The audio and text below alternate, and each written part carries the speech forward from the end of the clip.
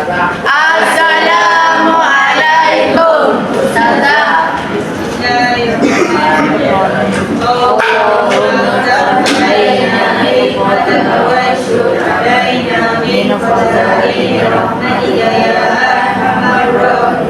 Rabbi shrah li sadri wa yassir li amri wahlul 'uqdatam min lisani yafqahu qawli. Okey, duduk.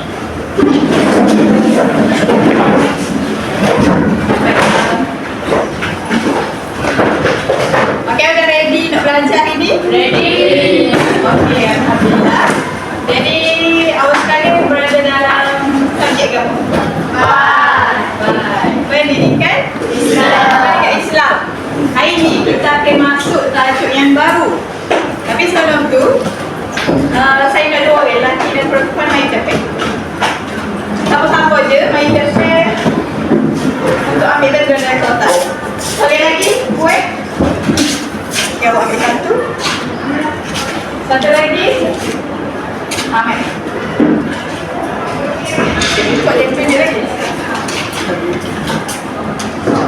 Okey, buka. Tunjuk, baca. Awak Catat amalan baik bersih.